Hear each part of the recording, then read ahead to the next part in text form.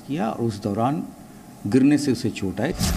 कारोबारी की मौत का सच आएगा सामने।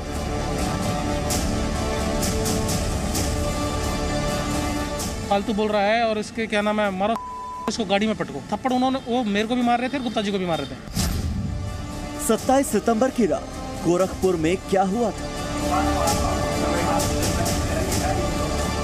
मैं देखता हूँ कि वो गुप्ता जी को लिफ्ट से घसीट के लेके आ रहे हैं। मनीष की मौत पर सबसे बड़ी गवाही। तो कानपुर के व्यापारी मनीष गुप्ता की मौत को लेकर यूपी पुलिस कटघरे में खड़ी हुई है। खाकी के दामन पर हत्या के आरोप के दाग लगे हुए हैं, जिन्हें धोना उसके लिए बहुत मुश्किल साबित हो रहा है। यूपी पुलिस ने मनीष गुप्ता की मौत को दुर्घटना करार दिया, लेकिन परिवार का दावा कि पुलिस वालों ने पीट पीट कर मनीष गुप्ता की हत्या की है। जी न्यूज ने कानपुर से लेकर गोरखपुर तक पड़ताल की, जिसमें पुलिस की थ्योरी पर 10 सवाल सामने आए हैं। शायद इन्हीं 10 सवालों में मनीष की मौत का सच छिपा हुआ है।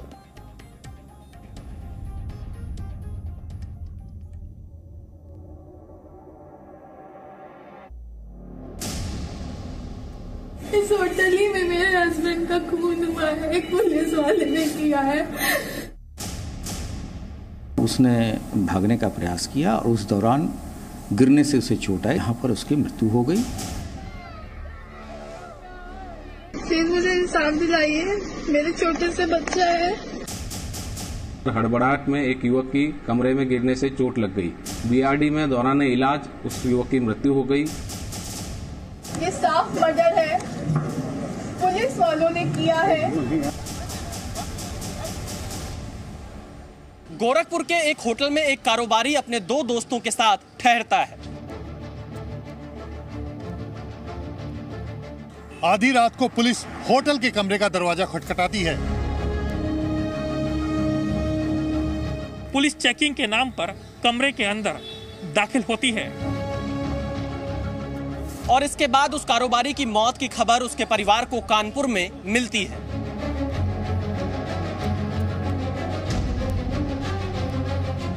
इस बीच में क्या हुआ, कैसे उस कारोबारी की मौत हुई, ये अभी तक राज बना हुआ है। पुलिस का दावा है कि मनीष की मौत गिरने से हुई, जबकि परिवार वालों का यह कहना है कि पुलिस वालों ने ही मनीष को मार डाला। प्लीज मदद करिए, सबसे विनती है। इस होटल ही में मेरे हस्बैंड का खून हुआ है, एक पुलिस वाले ने किया है। प्लीज न्याय दिला दीजिए। आप देखिए बाकी सारी क्लिप, कहीं खून नहीं है, वो खून से लथपथ थे। 2 दोस्तों ने भी बताया यहीं पे खून भरा हुआ था। होटल वालों ने सब साफ करवा दिया। प्लीज मदद करिए, मेरे पति को न्याय दिलाइए।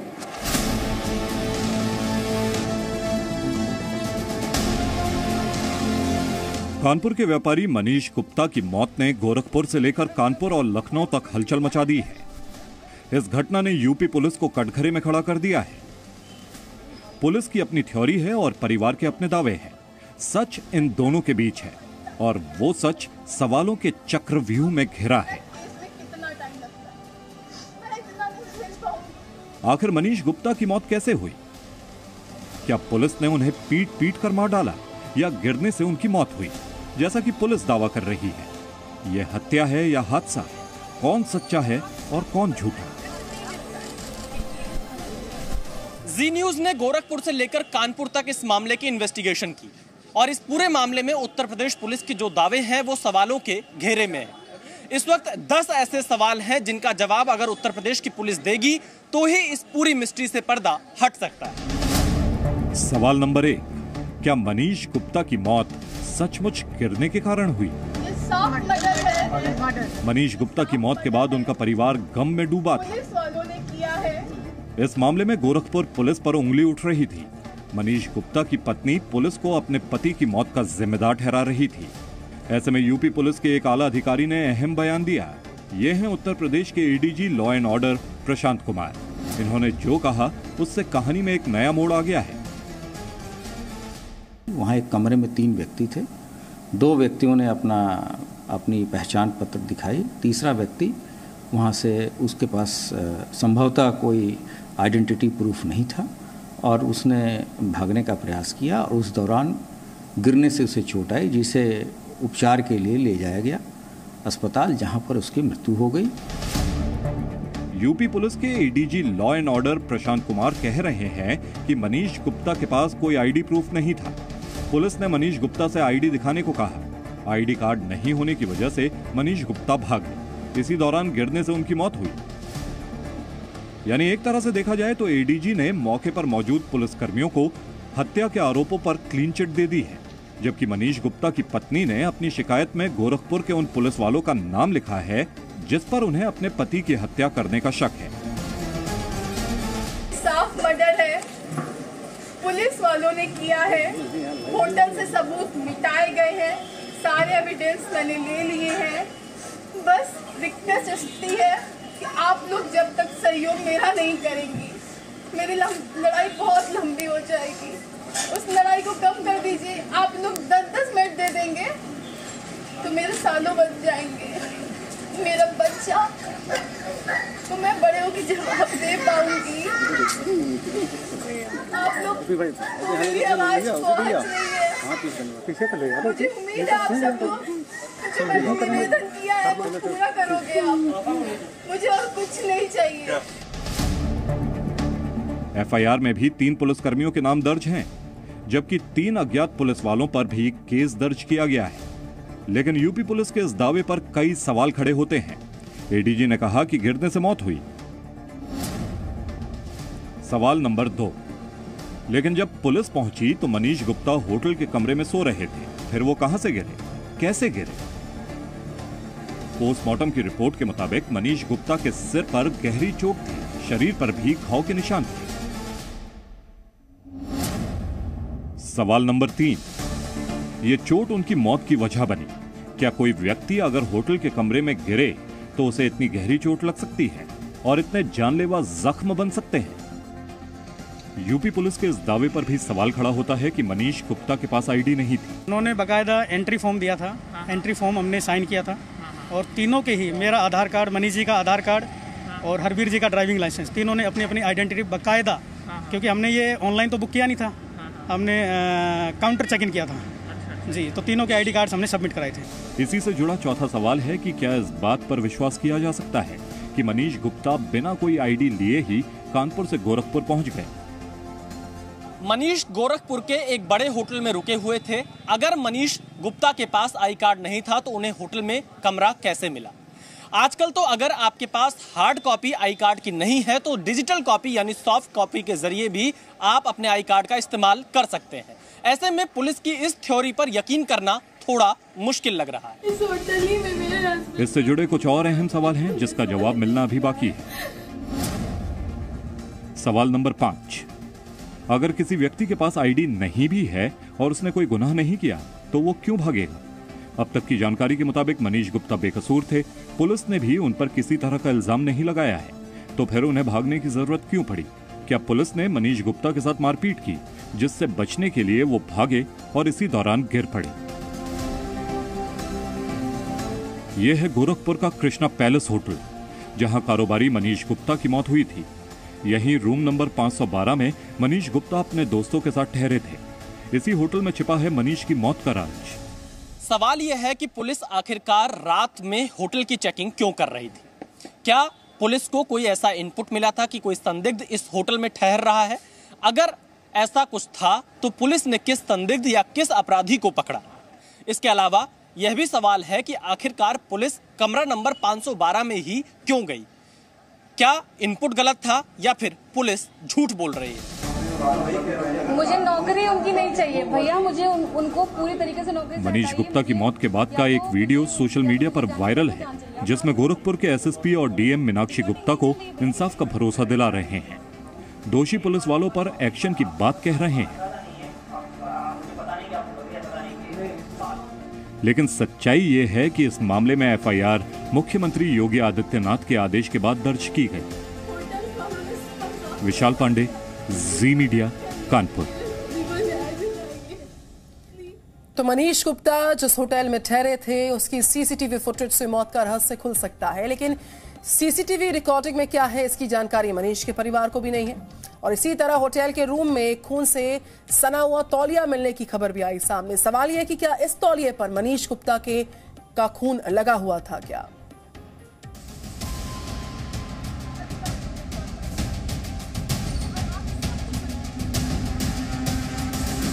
एक पत्नी बिलख बिलख कर कह रही है कि उसके पति की हत्या हुई, प्लीज न्याय दिला दीजिए। लेकिन पुलिस के कप्तान का दावा है ये तो एक दुर्घटना थी। इस होटल ही में मेरे हस्बैंड का खून हुआ है, एक पुलिस वाले ने किया है, प्लीज न्याय दिला दीजिए। वहाँ पर एक कमरे में 3 युवक संदिग्ध अलग अलग शहरों से आए थे जो ठहरे थे। इस सूचना पर पुलिस ने होटल मैनेजर को साथ में लेकर कमरे की चेकिंग करने गई, जहां पर हड़बड़ाहट में एक युवक की कमरे में गिरने से चोट लग गई। बीआरडी में दौरान इलाज उस युवक की मृत्यु हो गई। लेकिन सवाल उठता है कि एसएसपी साहब का दावा अगर ठोस है तो फिर मनीष गुप्ता की मौत के मामले में गोरखपुर के 6 पुलिसकर्मियों को सस्पेंड क्यों किया गया?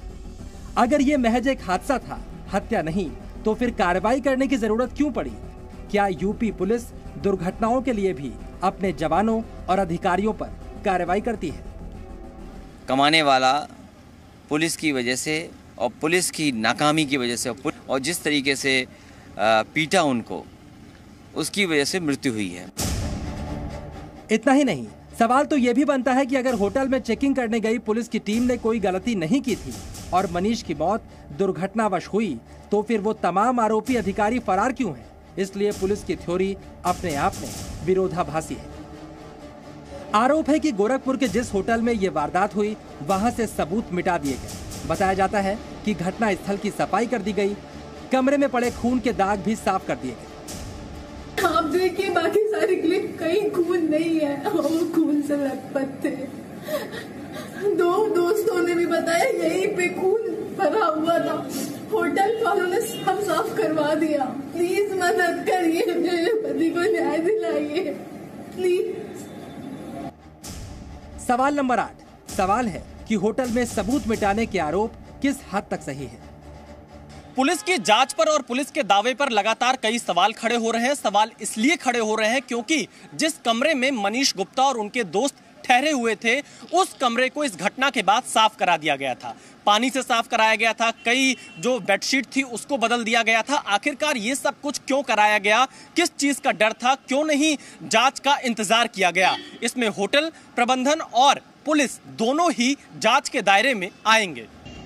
होना तो ये चाहिए था कि होटल के जिस कमरे में मनीष गुप्ता और उनके दोस्त ठहरे थे, उसे तुरंत सील कर दिया जाता, ताकि साक्ष्यों के साथ किसी तरह की छेड़छाड़ ना हो और आने वाले वक्त में जो एजेंसियां इस मामले की जांच करेंगी, उन्हें तमाम सबूत मौका वारदात से मिल जाए। लेकिन आरोप है कि गोरखपुर पुलिस ने इस मामले में लापरवाही बरती। फॉरेंसिक जांच पूरी हुए बिना होटल के कमरे में सबूतों से छेड़छाड़ की गई। सवाल नंबर 9, आखिर होटल के सीसीटीवी की फुटेज में क्या है? क्या सीसीटीवी में मनीष गुप्ता की मौत का सच छिपा है? मनीष गुप्ता की मौत पुलिस की पिटाई से हुई या फिर गिरने से? इस सवाल का जवाब सीसीटीवी रिकॉर्डिंग से मिल सकता है। गोरखपुर के उस होटल के सीसीटीवी फुटेज और डीवीआर को फिलहाल पुलिस ने अपने कब्जे में ले लिया है। होटल के कुछ सीसीटीवी कैमरे काम कर रहे थे, कुछ काम नहीं कर रहे थे।